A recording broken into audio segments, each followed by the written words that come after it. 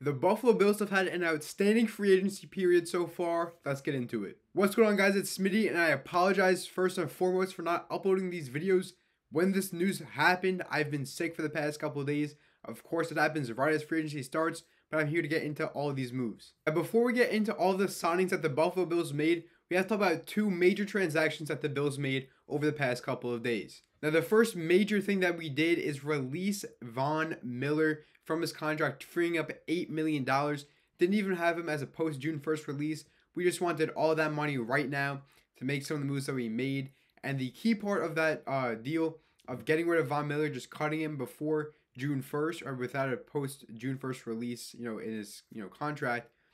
What we do is we take on $15 million in dead cap this season, but now we are completely off the books with Von Miller starting after this season. Now, let's say that we cut Von Miller post-June 1st release. We would have saved $17 million post-June 1st. So June 1st, we would have gotten $17 million in free agency.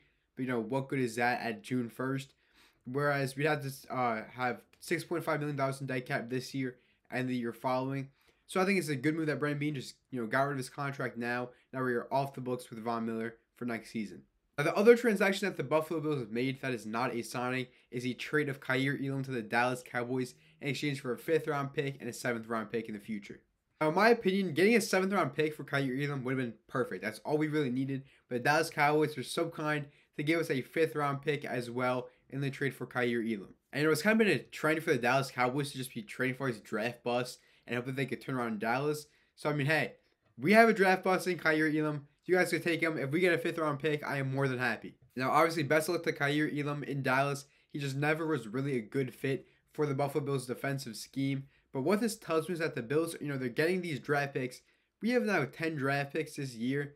We're going to be looking to trade up in the draft probably at some point. Hopefully in the early first round to get a defensive lineman like a Walter Nolan or a Kenneth Grant. Those two are probably my two, people I want the most in the draft as of right now.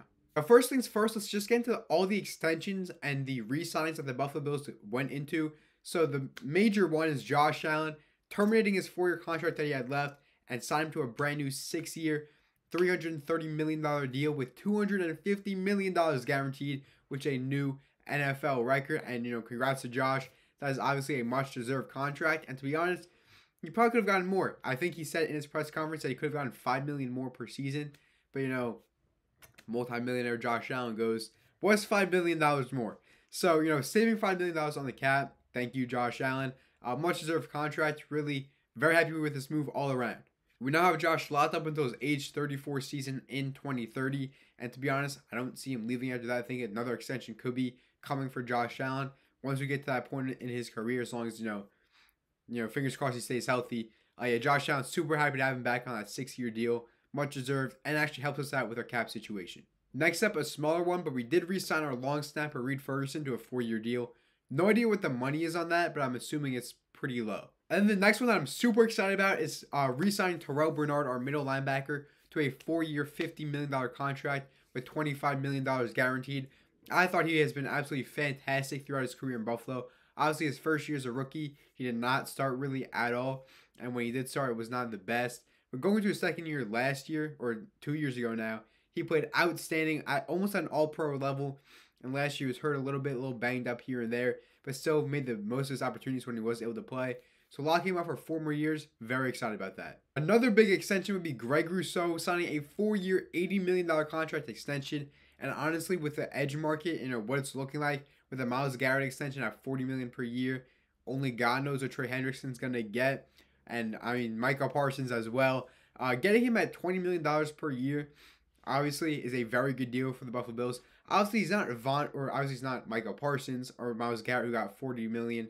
Well, Mike is going to get $40 million probably.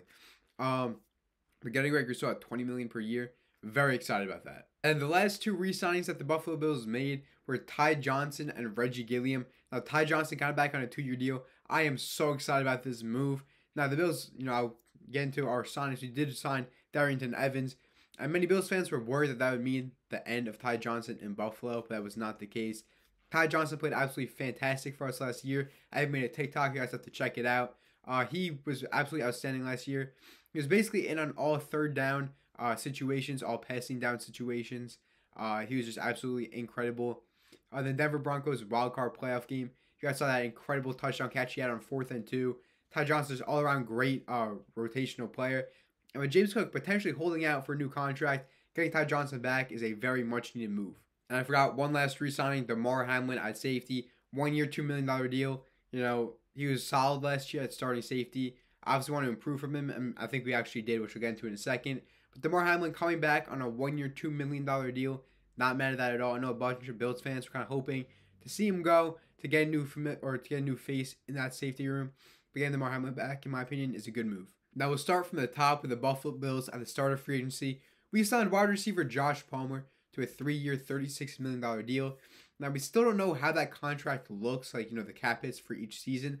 But Josh Palmer, in my opinion, is a very good pickup for us. Now the thing with Josh Palmer is he's going to be a absolutely amazing deep threat for Josh Allen and really open up the underneath of the field for Kaiir and Curtis Samuel, who I think is going to take a big step in 2025. As you guys will see in some of these highlights down below on the screen, Josh Palmer with the Chargers, obviously a great deep threat, but he was elite at those out routes and those in routes. And having that in the Bills offense with the Joe Brady-led offense, I think it's going to be absolutely key for this Bills offense. Now, with that being said, I wouldn't say this takes the Bills out of consideration for taking a wide receiver possibly in the 1st or 2nd round. A guy that you could look out for is Matthew Golden, a wide receiver from Texas. Fast, has burners, gets open very, very well. But that's kind of what Josh Palmer does. He's a very good man coverage beater. But, getting another wide receiver in the draft, he's definitely not off the board with the Josh Palmer signing. Now, the second player that the Buffalo Bills signed is edge Michael Hoecht to a 3-year, $21 million deal. Now, Michael Hoecht is an interesting player because he plays really everywhere on the defensive line. He can play D-tackle, he can play edge, and, sometimes even drops back into coverage. And there's a very viral clip of him locking up DK Metcalf, which is just kind of insane. DK was only running like a 2-yard in route. Michael Hoecht did lock him up. And he does all this standing at, I think, 6'2", like 310 pounds. And he's just kind of like a freak athlete. He's super fast, super quick, super athletic. And him online, he gets off super, super fast. And he has some good pass rush moves. And he's also a good run stopper. So Michael Hoecht, very good depth signing. Honestly, could be a very key rotational piece. Only 27 years old. Best football is honestly ahead of him. Super excited for this Michael Hoecht signing. Now, the next player that the Buffalo Bills signed was edge rusher Joey Bosa, which honestly is pretty insane considering how good of a player Joey Bosa is when healthy. And now the key to that sentence was when healthy. He has been very injured the past 3 seasons. Kind of getting the injury-prone, tag, placed right next to his name. But honestly, when Joey Bosa is healthy, he's an absolutely dominant edge rusher. He's a 5-time Pro Bowler. You guys know how good he is with the Chargers. He's absolutely elite. And, everyone thought he was going to be going to the 49ers. But I guess Brandon Beane swooped in at the last second to pick him up. And the most intriguing thing to me with Joey Bosa is he is a very good run defender as well. Which is honestly, I think that's what the Bills are kind of looking out for this offseason. Is being able to stop the run. Because, last season we were 22nd ranked in stopping the run in the NFL. So adding Joey Bosa, adding Michael Hoecht, and we'll get into the next guy in a second, Larry Ogunjobi. These guys are all very good run stoppers, but they can also pass rush pretty well. Now, honestly, this has been a complete overhaul of the defensive line, and I wouldn't rule out signing another defensive tackle in free agency, but then the most likely thing that the Buffalo Bills will do is maybe try to trade up in the draft for a guy like Walter Nolan or Kenneth Grant. I think adding one of those two guys to this defense will be absolutely key in, just creating an absolute dominant defensive line like the Philadelphia Eagles did last year, and that is their sole reason why they beat the Chiefs and won the Super Bowl. I just spoke here on a little bit, but we also signed Larry Ogunjobi to a 1-year, $8 million deal, and getting this guy is absolutely huge. He is above 6 foot. He is 300 pounds. He is a hard-nosed run stopper. I think adding him to that defensive line is going to be absolutely key. Having him, Michael Hoecht, Ed Oliver, Greg Rouseau, Joey Bosa on the defensive line, it's going to be a crazy defensive line rotation. Having AJ Epinez still in there, having Dwayne Carter going to his 2nd year on the defensive line, maybe seeing a jump from Javon Solomon in his 2nd year. This defensive line, honestly, has so much potential to be one of the best in the NFL next season. Now, the next guy that the Buffalo Bills signed is safety Darrick Forrest from the Washington Commanders. And this guy in 2022 was looking like he's going to be one of the next elite safeties in the NFL with the Commanders. Had an outstanding season. You guys see his highlights down on the screen below. He is a super hard-hitting safety. He's always around the ball. He's a ball hawk. This guy was honestly amazing in 2022. And then in 2023, he had a season-ending injury, I believe. And in 2024, with a new defensive scheme with Dan Quinn coming in, he never really found the field super often. But getting Forrest into this Buffalo Bills defense is going to be absolutely key for the Bills' success in 2025. As of right now, our starting two safeties are probably Cole Bishop and Taylor Rapp. But I honestly believe that Forrest could take either one of the starting safety spots, either from Cole Bishop or Taylor Rapp. And even if the Bills want to pencil in Cole Bishop as a starter for next season, I think having Forrest will be, very good for both, having good safety depth and also challenging Cole Bishop going to his second year, who was injured in his first training camp in the NFL. And when he played, he was solid. Obviously had some miscues, especially one in the Texans game early on in the year. But Forrest kind of raises your floor at safety and provides, at least a little bit of, safety coverage, I guess, in the secondary. Now, with all of our signings being talked about, I think this has been a great free agency class so far. But now we're going to get into the second part of the video of who I think the Buffalo Bills need to target to round out free agency. Now, I told you guys that the Bills traded Kaiir Elam for a 5th and a 7th round pick from the Cowboys. Thank you.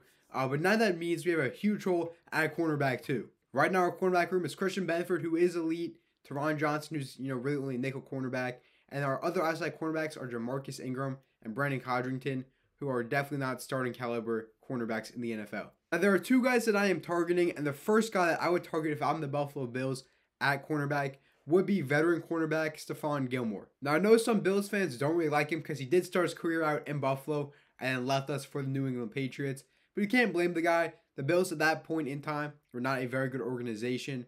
Stephon Gilmore wanted to go somewhere where he'd be recognized, paid. So he went to the Patriots, won a couple Super Bowls, fair game to Stephon Gilmore. But at this point in his career, he is, aging just a little bit. So maybe his contract demands won't be as high, but he is still a very high level player at the cornerback position. And he could also be a very good mentor to, maybe a rookie that we could draft this upcoming April. Honestly, Stephon Gilmore is my dream signing for the Bills for the rest of free agency. And if we did nothing after signing him, I would be okay. My second target for the Buffalo Bills would have to be cornerback Asante Samuel Jr. So far in his career, he's been a very good player for the Los Angeles Chargers, but there's a very clear reason as to why he has not been signed just yet. He has a bunch of medical issues and apparently has a bunch of stingers that he has had in his career, and there's been a lot of problems with his neck. So the Bills staying away from him, I would not be too mad at, but I know on the football field, when he is healthy, he's an outstanding cornerback who definitely raises the floor of any cornerback room. A lot of Bills fans have been much higher on him than I have been, but obviously, you never know what can happen in the NFL. Will Asante Samuel figure out, will he stay healthy? We don't know, but as for right now, I would still prefer Stephon Gilmore over him. I guess I'll throw in one last guy that the Bills could target at cornerback, and that is cornerback Dane Jackson. Now, Dane Jackson has been in Buffalo before. He was a 7th round pick in 2020 for the Buffalo Bills, and he spent 4 years with the team before signing with the Panthers last offseason. Now, for me, Dane Jackson, he's a solid depth cornerback. I would not want him as my cornerback too, but if we could bring him in as maybe, a depth, CB3, CB4, I wouldn't be too mad at it. You know what? I'm giving out one more. Trey White. Could he possibly come back to Buffalo? Maybe it's a CB3. I would not be too mad at it. Now, obviously, still would prefer Stephon Gilmore or Asante Samuel Jr. Gonna, preface that. But Trey White coming in as a CB3, CB4, mentoring the young guys, getting him back into the building.